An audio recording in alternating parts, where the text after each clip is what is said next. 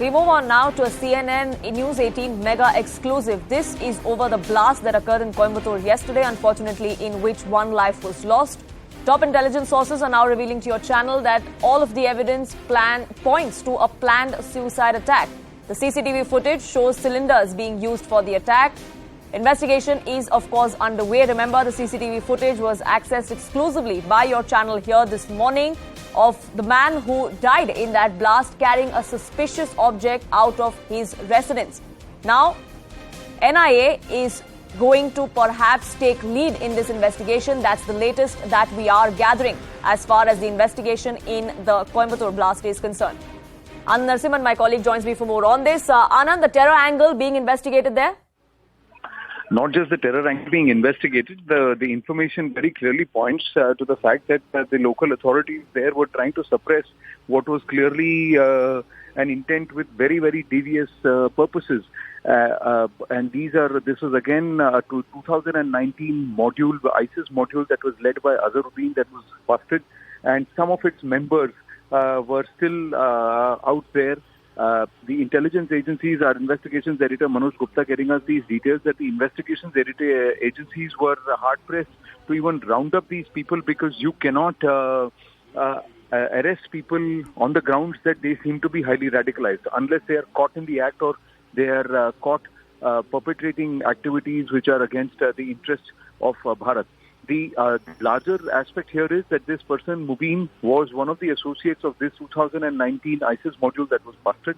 This module in the past has had its leanings or affiliations with the Lashkar also, highly radicalized group. And this person was caught in a car. The explosion happened outside a temple. And on the occasion of Deepavali, with the huge amounts of people coming to the temple, the intent was that the early morning crowd which would come for the first Aarti at 5 a.m. or 6 o'clock, between 5 a.m. and 6:30, that's where the purpose was to cause the blast and cause maximum damage. Now, investigation agencies are saying that while trying to fix the circuits, that's when inside this car, that is when the blast has occurred. So it has happened before it was actually intended for.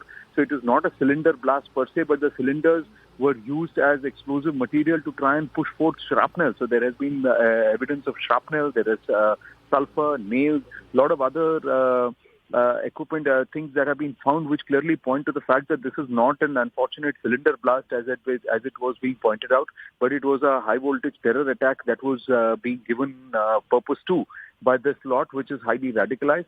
So investigations authorities now believe that the NIA has to investigate because this is actually a terror case and not just a random accidental cylinder blast or unfortunate cylinder blast that the local authorities were trying to pass it off as. Right. Investigation authorities and agencies very clear that this is a highly radicalized module, ISIS-inspired module, whose offshoots or whose members were still roaming large. This guy was under the radar of the central intelligence agencies. But what happens is that when you arrest such people and you present them in court on radicalization charges, they cannot be convicted or they cannot be held. And then these people get let off and then the agencies get reprimanded and these people get let off. So this is again the issue with the system. And that's why people like Mubin were out. They were free and they were going to give perhaps intent or eventualities to something which would have led to a huge amount of loss of life and a tragedy on a festival day. So now we are given to understand explosion happened in this car which is parked right next to the temple whose parts of it, the asbestos sheet and all has been blown to smithereens. But this person was trying to fix the final circuits, giving it the final touch before leaving this car for explosion at a time when early morning darshan would have happened on a festive day. Right, so the victim in this particular case really is the accused and a bigger network is something that is now under investigation under the lens. For the moment, Anand, thank you so much for getting us that exclusive information. Moving on now.